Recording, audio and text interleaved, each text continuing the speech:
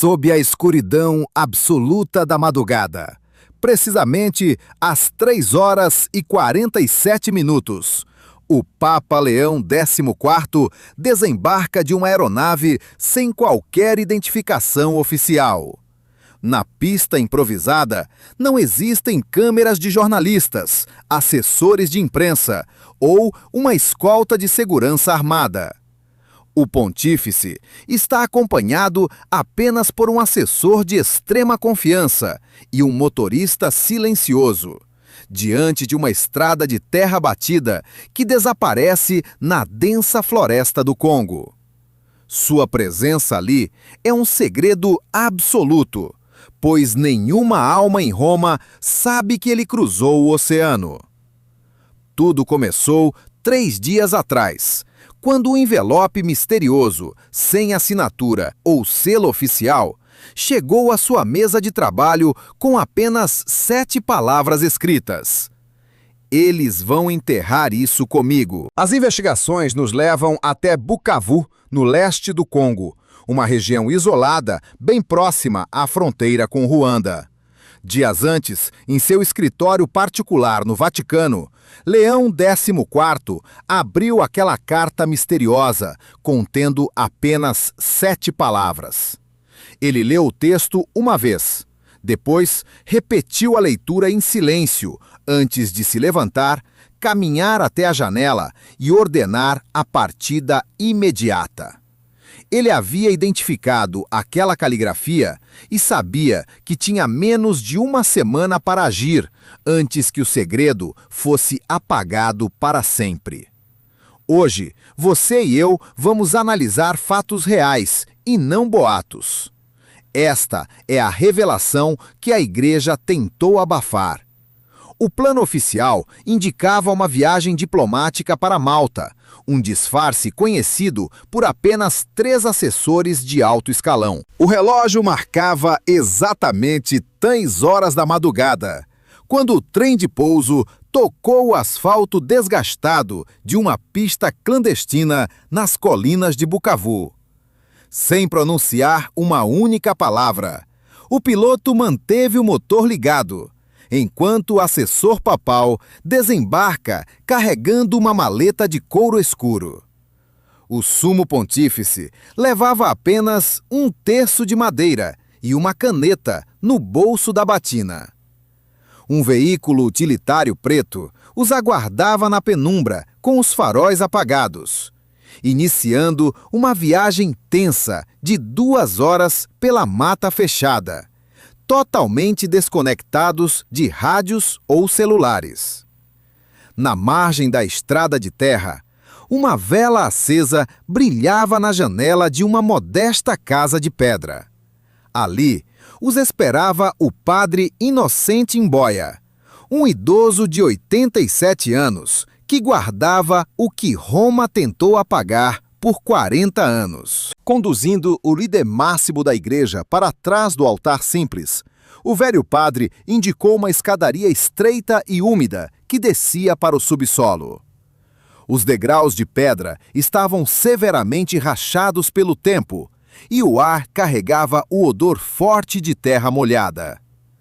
No final da descida, depararam-se com uma sala pequena e rústica, iluminada apenas por velas tremeluzentes, onde repousavam 3 grandes baús de metal trancados com correntes enferrujadas. Com as mãos trêmulas, o padre Inocente entregou a chave ao Papa, que abriu o primeiro cadeado com um estalo seco.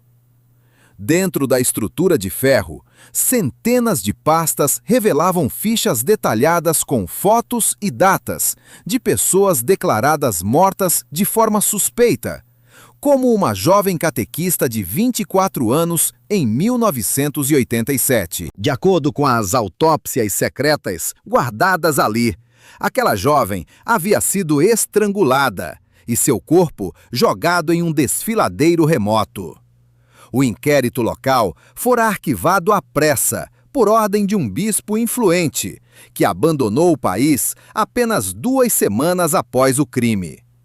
Com extrema lentidão, Leão XIV fechou aquele dossiê, para em seguida abrir o próximo, e depois outro, deparando-se sempre com o mesmo padrão sombrio que afetava padres, freiras e professores civis.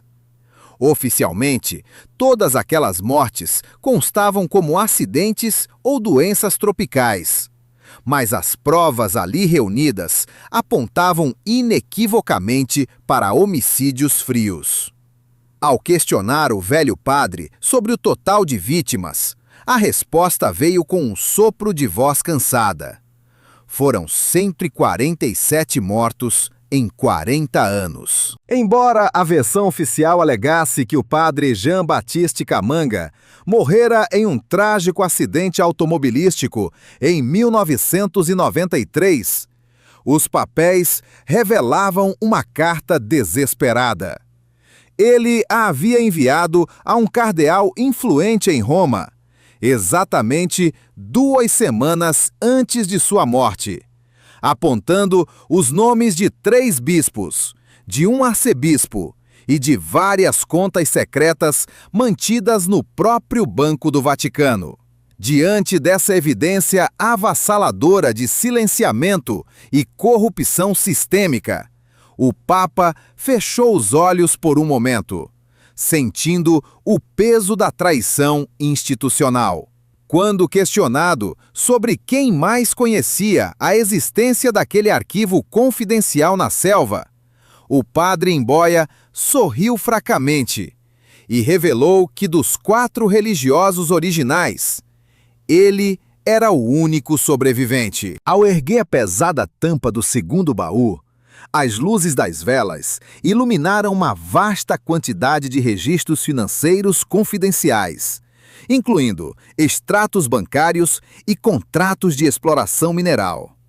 Os documentos provavam que a Santa Sé possuía participações acionárias em 3 grandes corporações atuantes no leste congolês durante as décadas de 80 e 90. Essas mineradoras financiavam secretamente milícias armadas locais, que, por sua vez, executavam os assassinatos relatados do primeiro baú. O Papa empalideceu ao notar uma transferência expressiva de recursos de uma conta romana para uma empresa de fachada em Luxemburgo, assinada 6 semanas antes da morte do padre Camanga. O nome do responsável romano, outrora rasurado, fora reescrito de próprio punho na folha. Erguendo-se imponente na sala subterrânea, o Papa Leão XIV exigiu as respostas sem hesitar, declarando que sua decisão já estava tomada. O velho sacerdote listou os nomes de 6 homens poderosos. 5 deles já haviam falecido, mas o último ainda ocupava um posto de altíssima influência e o aguardava nos corredores de Roma. Enquanto isso, a milhares de quilômetros dali, um telefone antigo começou a tocar às 5 horas da manhã, nos aposentos de um cardeal influente no Vaticano. A mensagem recebida do outro lado da linha era alarmante. O avião papal havia desaparecido dos radares oficiais, sem apresentar qualquer plano de voo válido. Após um silêncio gélido de suspense, o cardeal ordenou friamente que encontrassem o pontífice imediatamente. O mercenário acionado em Kinshasa não prestava serviços ao governo local há anos, dedicando-se agora a quem pagasse o maior valor por seus serviços discretos. Em um telefonema breve e objetivo, o cardeal forneceu as coordenadas exatas da estrada, as características do jipe preto e o nome do alvo principal, antes de desligar e servir-se de uma taça de vinho que permaneceu intocada sobre a mesa. Longe dali, nas profundezas daquela cabana em Bukavu, o Papa terminava de examinar a 5ª pasta e depois a 6ª, antes de abrir o 3º baú de metal. Ali não havia relatórios médicos ou extratos, mas sim um livro de registro encadernado em couro preto, contendo nomes e locais de assassinatos semelhantes em outros 12 países africanos. Anotados detalhadamente naquelas páginas escuras, estavam apenas os crimes confirmados, pois, segundo o idoso, a contagem de vítimas havia sido interrompida após ultrapassar a marca de 400 mortos. O Papa Leão XIV repousou sua mão trêmula sobre o livro e permaneceu em silêncio absoluto por quase 1 minuto antes de perguntar por que a denúncia fora enviada justamente agora. O padre inocente revelou que, além de sua saúde estar falhando devido ao câncer, um emissário desconhecido enviado de Roma havia tentado localizar aqueles baús secretos 2 semanas atrás. O sacerdote conseguiu despistá-lo temporariamente, mostrando caixas vazias na sacristia. Mas o perigo agora era iminente. De repente, o latido tenso de um cão do lado fora quebrou o silêncio. Através da fresta da janela de madeira, o assessor avistou as sombras de um veículo utilitário avançando lentamente pela estrada escura, sem os faróis acesos, e sussurrou que precisavam fugir imediatamente. Ignorando o pânico iminente, o Papa manteve a calma e determinou de forma incisiva que levariam todos os baús metálicos com eles. Em menos de 4 minutos de esforço físico intenso sob a penumbra, carregaram as centenas de pastas e o livro de couro para dentro do jipe, lotando o banco traseiro até o teto. Pouco depois, 2 indivíduos robustos desceram do veículo suspeito, portando lanternas potentes de forma tática. Para dar tempo de fuga ao pontífice, o padre inocente caminhou pacientemente ao encontro deles sob a luz do luar, tentando despistá-los. Aqueles escassos 4 minutos obtidos pelo sacrifício voluntário do velho padre foram cruciais para a sobrevivência do grupo. O motorista acelerou o jipe por uma rota secundária e perigosa na selva. Um caminho que ele havia percorrido pouquíssimas vezes ao longo de toda a sua vida. Olhando aflito pelo vidro traseiro, o jovem assessor percebeu que os perseguidores corriam armados em direção à casa e que o padre inocente não era mais visto. Ao sugerir que deveriam ter resgatado o idoso à força, o pontífice respondeu com solenidade que certos homens nasceram para proteger a porta, mesmo após ela se fechar. 20 minutos mais tarde, o jipe alcançou a pista onde a aeronave já se preparava para decolar, completando o embarque dos baús em menos de 1 minuto. Enquanto o jato ganhava altitude na noite africana, Leão XIV evitou olhar pela janela e concentrou-se no envelope pardo que recebera de seu valente aliado. Dentro dele, havia apenas uma fotografia antiga, datada da década de 70, exibindo 7 jovens sacerdotes sorridentes, com o padre Innocent na extremidade da imagem. No verso do papel fotográfico, estavam manuscritos os outros 6 nomes dos religiosos. 5 deles haviam sido riscados agressivamente com uma tinta preta, deixando intacto apenas o nome daquele conspirador que agora o aguardava no Vaticano. O Papa guardou a prova em seu paletó e permaneceu acordado até o pouso silencioso no aeroporto de Ciampino, onde seu secretário particular o aguardava pálido, anunciando que o traidor exigia uma reunião imediata. Quem seria o misterioso visitante? Hoje, você e eu vamos desvendar esse mistério que começou nos bastidores do Vaticano. Ao ouvir o nome pela secretária, o Papa Leão XIV ordenou que o levassem ao escritório em 1 hora. Nos bastidores, furgões sem identificação moviam baús com arquivos secretos, sob a guarda de 2 arquivistas jurados ao silêncio. 3 cópias seriam feitas antes do pôr do sol, enviadas para 3 locais distintos, um fora da Itália. Sozinho em seu gabinete, o pontífice colocou sobre a mesa 3 elementos cruciais: uma foto antiga, uma pasta do primeiro baú e uma carta com apenas 7 palavras escritas. A porta se abriu, revelando o cardeal. "Santo Padre", disse ele. A confrontação começou de forma direta e sem rodeios sobre o passado daquele homem no Congo. "O senhor estava lá", afirmou Leão, recebendo um "sim" seco como resposta.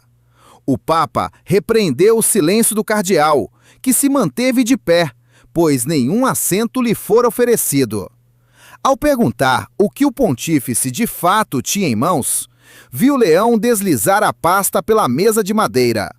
O cardeal abriu o documento, fixou os olhos na foto do jovem catequista e suspirou profundamente ao fechá-la. Ele tentou minimizar, alegando que eram águas passadas, resolvidas segundo as regras da época. Mas o Papa foi implacável. 147 pessoas estão mortas, Eminência. Isso não é resolução, é cumplicidade. Diante daquela revelação, o Papa questionou se o cardeal já sabia exatamente o que o velho padre lhe dissera. O silêncio do cardeal foi a única resposta imediata. Leão virou a fotografia em sua direção, revelando os 7 padres, os 5 traços pretos e aquele único nome deixado sem rasura.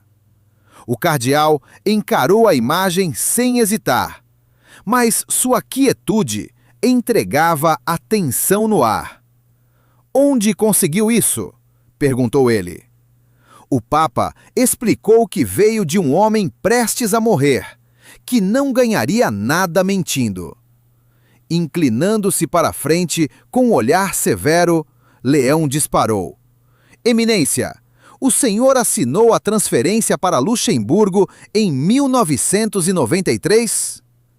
O queixo do cardeal travou ao gaguejar que não se lembrava de papéis de 30 anos atrás. A prova era incontestável, pois a caligrafia do cardeal estava nitidamente estampada no documento histórico.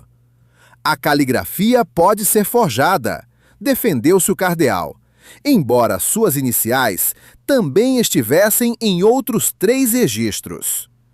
Ele fechou os olhos por um segundo e, ao reabri-los, parecia outra pessoa, fragilizada pela culpa histórica.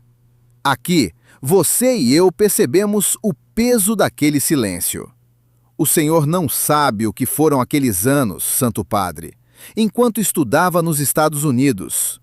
Estávamos em um continente em chamas, justificou ele. Leão levantou-se abruptamente. Escolhas que resultaram em um jovem estrangulado em um desfiladeiro? O Papa foi taxativo ao avisar que falaria publicamente sobre tudo em 3 dias, sem esconder nenhuma cumplicidade. A máscara de frieza do cardeal finalmente ruiu diante do terrível aviso do pontífice. "O senhor vai destruir a igreja!", exclamou ele, visivelmente abalado. Leão respondeu que a verdadeira igreja não era feita de homens que enterravam crimes no escuro. Desesperado, o cardeal deu um passo em direção à mesa e implorou para que o arquivo não fosse exposto, oferecendo sua renúncia imediata e a aceitação de qualquer punição interna. O Papa lembrou que ele não era o único nome na lista macabra, mas o cardeal retrucou, dizendo ser o único sobrevivente daquele grupo. "Então o caminho é simples. O senhor não será poupado, mas sua versão será ouvida", decretou Leão, com uma firmeza que de forma alguma significava misericórdia. O cardeal permaneceu estático antes de revelar algo perturbador. O segredo contido naquelas páginas envolvia muito mais do que a própria Cúria Romana. Há registros ali, Santo Padre, sobre os financiadores. Se expuser tudo, Eles virão atrás de nós e não pouparão inocentes, alertou o cardeal. Leão sustentou o olhar e rebateu. Então, a igreja se defenderá sob a luz do sol, nunca mais nas sombras. Após a saída do visitante, o Papa sentou-se, pousando a mão sobre a velha foto, ciente do preço que pagaria nos dias seguintes. Durante a madrugada, os arquivistas digitalizaram o livro de registro, página por página. Antes do amanhecer, as 3 cópias cruciais saíram clandestinamente da Itália. Uma para um mosteiro na Alemanha, outra para Manila e a última para uma repórter. Uma correspondência misteriosa chegou à redação de uma repórter em Bruxelas, que naquele momento nem suspeitava do perigo. Se você e eu analisarmos o cronograma, tudo correu com extrema rapidez. Às 10 horas da manhã, ao ler a primeira página do pacote, ela ligou para seu editor, que mandou trancar as portas. Ao meio-dia, a capa de segunda-feira estava reservada. Ao anoitecer, contrataram 2 advogados de peso. Sabiam que outros veículos tinham o mesmo dossiê. Em Roma, após celebrar a missa das 7 horas e reunir-se com conselheiros às 9, Leão convocou uma coletiva de imprensa para sexta-feira às 11 horas, exigindo a presença de todos os grandes jornais mundiais, sem revelar o teor das revelações. A calmaria ruiu na noite de quinta-feira com um vazamento anônimo em um site de notícias alemão. 3 nomes e 3 mortes detalhados batiam exatamente com as primeiras pastas da investigação. O Vaticano silenciou, mas os telefones em Roma não paravam de tocar. Cardeais, outrora afastados, ligavam uns para os outros na calada da noite. 4 bispos tentaram uma audiência de emergência com o pontífice, mas foram rejeitados.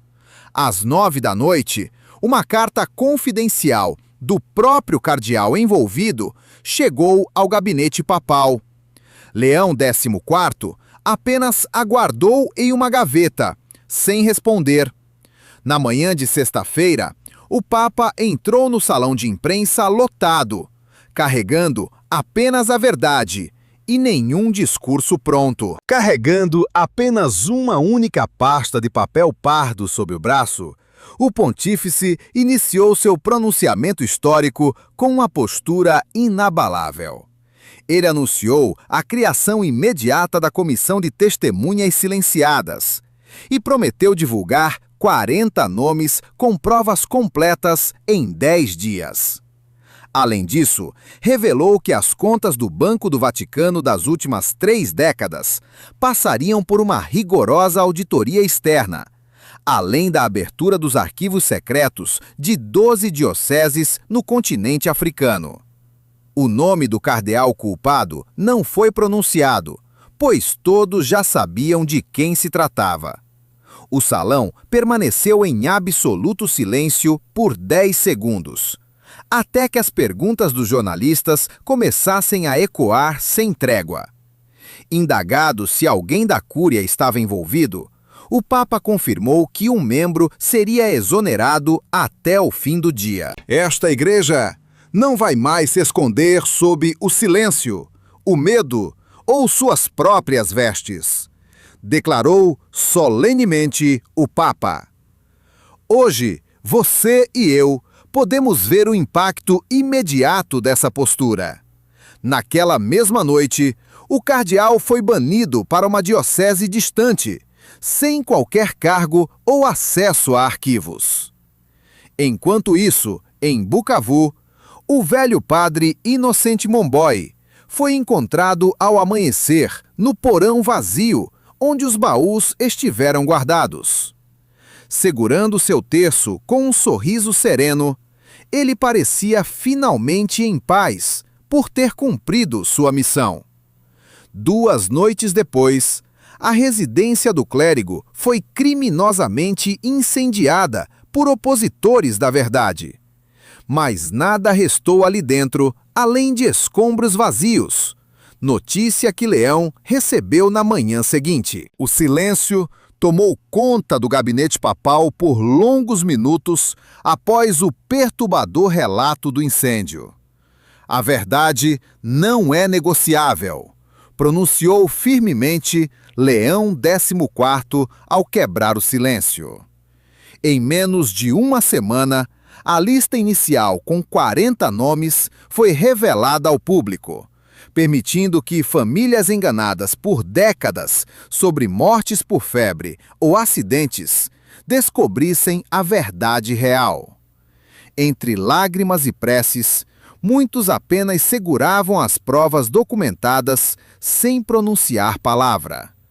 Em Goma, uma senhora de 91 anos recebeu o prontuário de sua irmã mais nova, sabendo há 38 anos que a versão oficial fora forjada.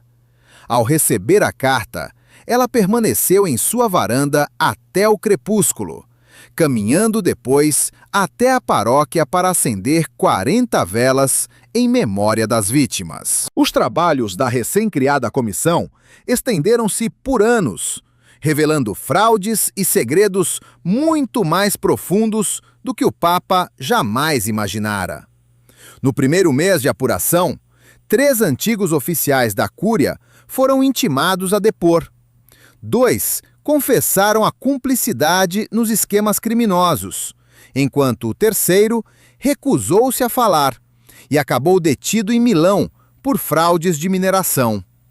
Diante da promessa de recurso de seus advogados, o Papa manteve o silêncio, ciente de que as provas documentais falavam mais alto. Enquanto isso, no leste do Congo, a comunidade local colocava sobre a modesta sepultura do falecido padre Inocente Momboy uma pedra talhada com apenas 4 palavras marcantes.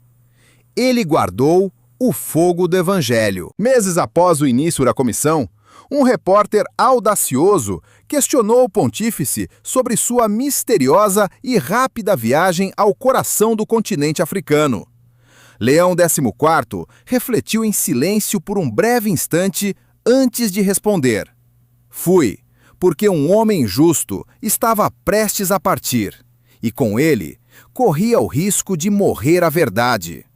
Após uma pausa dramática, o Papa completou com firmeza que a verdade jamais morre. Se você e eu aprendemos algo com esta investigação, é que os nomes daquelas 147 vítimas merecem ser lembrados.